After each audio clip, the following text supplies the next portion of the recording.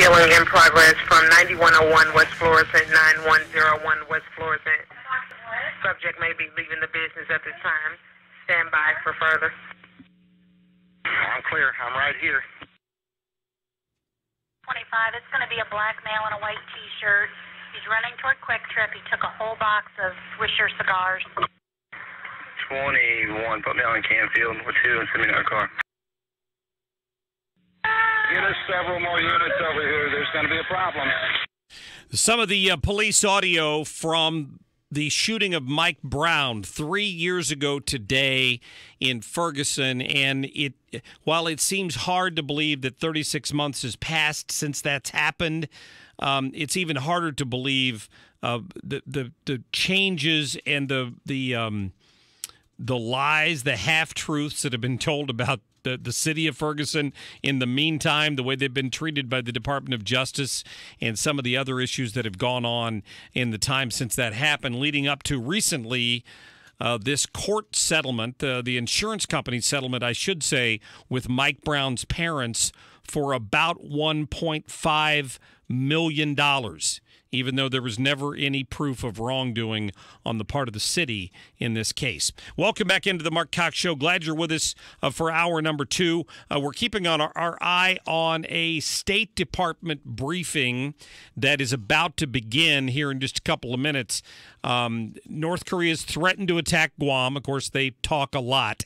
But the State Department is supposedly going to come out and update the media, at least, on whether or not there have been any changes in this situation. Secretary of State, I know, is traveling back to the States. So if anything interesting comes out of that, just know that we've got our ear on the ground, and we'll get to it here in just a couple of minutes. So this hour, we're going to sort of take a look back at what happened in Ferguson, this case that changed the face of the city of Ferguson, and for that matter, led to similar riots and problems in other cities across America. Somebody described this as ground zero.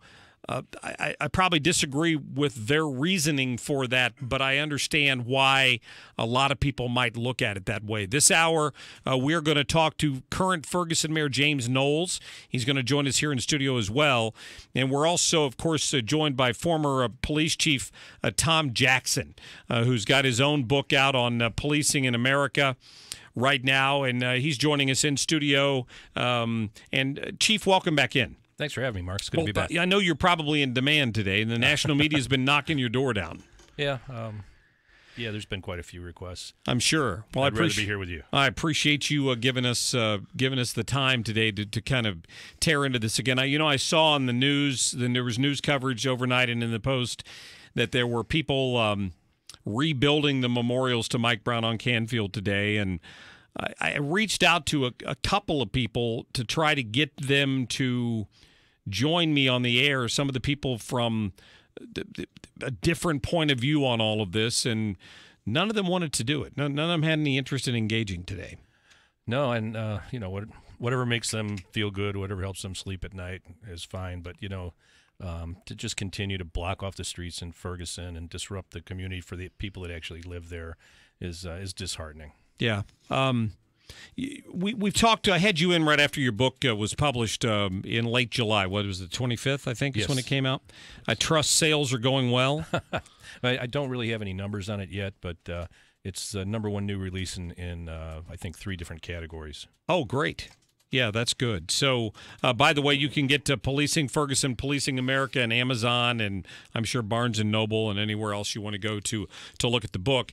The reason I've appreciated reading this book is that it kind of takes you back to that it was a Saturday night, right, when this happened? It was actually a Saturday afternoon, around noon. Yeah, Saturday afternoon. And I know that the first real violence was on Sunday. Is that right? The next day is when most of that broke out? That's right, yeah. The crowd just kept building throughout the day, and by nightfall there was people as far as you could see, and gunfire rang out, rocks were thrown, bottles, then the looting started, and then they went down as far as Walmart and broke in there and started looting there, capturing people inside, workers and customers. In preparation for this today, I kind of went back and took a look at some of the interviews that I had collected in the last 3 years from what happened in Ferguson, and I thought it may be interesting to listen back to some of those, particularly the one with the actual initial police call, how it went out as a strong-armed robbery, right. The fact that Darren Wilson received that report in his car after his initial interaction with these two individuals, Mike Brown and his friend Dorian Johnson. I was about to call him Dunn. I had a D in mind, but it wasn't Dorian. So Dorian Johnson walking down the street. We have heard from that point forward is where this story kind of split, kind of went two different ways, because we have the officer's version of what happened, and then you have Dorian Johnson's version and several other people who showed up on the scene.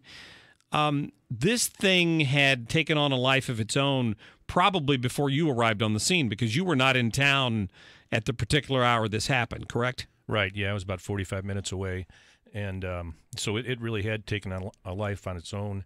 The crowd was, an angry crowd was there, and the story was going out about the hands up, don't shoot, which of course was not true, but that was going out, and that continued to go out, and people continued to believe it. In the meantime, we were trying to emphasize that we have to conduct an investigation, and then when that's completed, we will know what happened. But for some reason, the people did not want to hear that. They wanted basically a lynching of Darren Wilson. Right. And what it led to was not only a verbal lynching of Darren Wilson, I guess is the good way to put it, because his reputation is ruined. His ability to get a job in his given profession probably went up in flames after the end of this. I mean, I don't have any idea what he's doing these days, if he's even working. I know he's still somewhere in the greater St. Louis area, but I have no idea where. Do you hear from him at all these days? Yeah, I talk to him on occasion. You know, we still keep in close contact. As a matter of fact, when I was in New York City after I did The View, he called me to talk about that. But he's doing well. Eventually he'll be in to talk to you, I know. Oh, good. And, I hope so. But just got to get some things behind him first. But you know, he wanted to be a police officer. You know, that's what he loved, and he probably will not be able to do that again. I'm sure you've gone over this in your mind 100 times, particularly as you were writing the book and kind of spelling out the process that you went through in turning this investigation over. You were with him in the hours after this happened, I'm sure, and since then, the Justice Department, as you and I have talked about, came in and they brought FBI agents in, and they looked at this thing every possible way they could to, in my opinion, and not to run down the FBI, because you and I had this conversation the other day. You think the world of a lot of those folks. Mm-hmm. But in my opinion, they went at this with the intention of finding something wrong. It was almost guilt before proven innocent with the Department of Justice approach to what happened in Ferguson. Would you agree or disagree? I would say that was the DOJ leadership approach. That was definitely Eric Holder's approach and his Civil Rights Division Special Litigations Unit. I think we're fortunate that the FBI here in St. Louis does not lend itself to that kind of political pushing. I firmly believe that had they found that this was an unjustified shooting by a police officer, they would have said so. Oh, sure. Absolutely. No, I think that they were out to get that from the very beginning. These were some of the comments from Eric Holder at the time. On a personal note, I've seen a lot in my time as Attorney General, but few things have affected me as greatly as my visit to Ferguson. I had the chance to meet with the family of Michael Brown. I spoke to them not just as Attorney General, but as a father of a teenage son myself. I mean, I thought that was interesting. I mean, how rare is it for the sitting Attorney General to go to the trouble to travel to an individual town where there's been an incident like this and have personal meetings with the family of the victim? It was politicized almost from the beginning, you could argue. That happened within a couple of days, didn't it, of the incident? Yeah, that was within the first week. And, it's absolutely unheard of. I think it's unprecedented that he did what he did, and it lended credibility to people who were there to loot and destroy. And I think that was a big part of the fanning of the flames in Ferguson was the Eric Holder visit.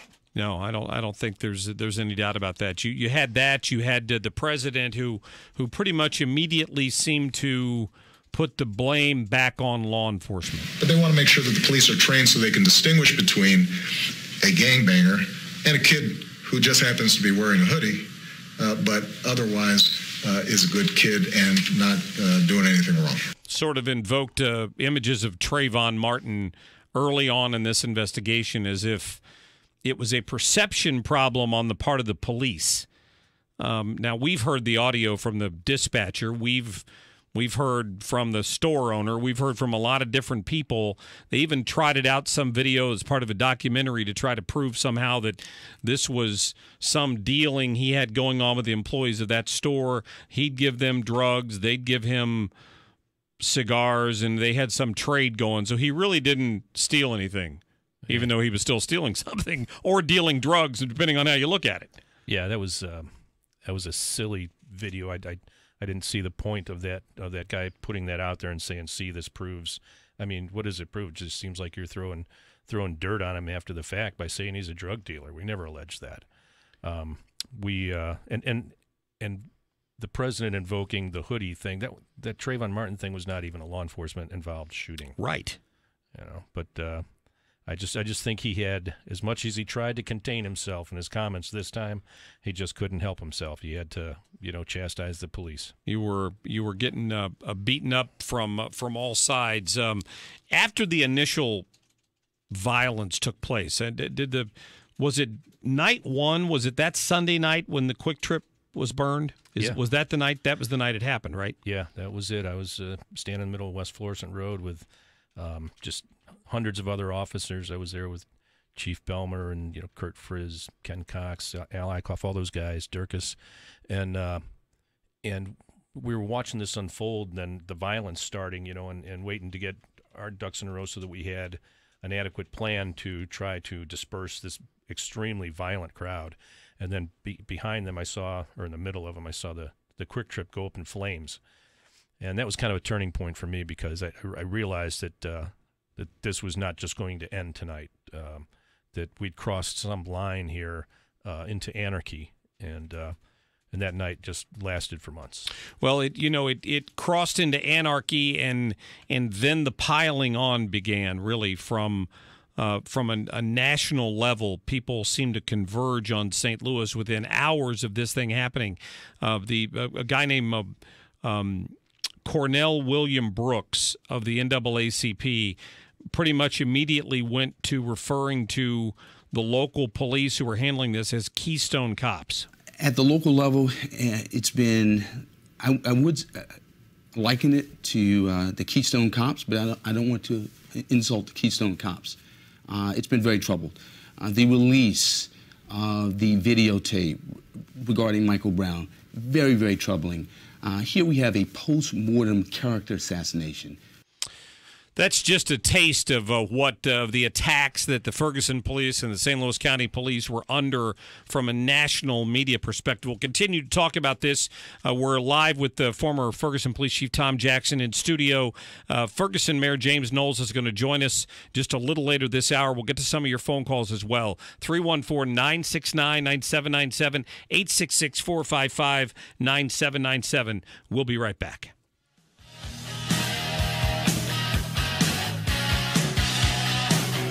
Marc Cox Show on FM News Talk 97.1, 98.7, AM 1490.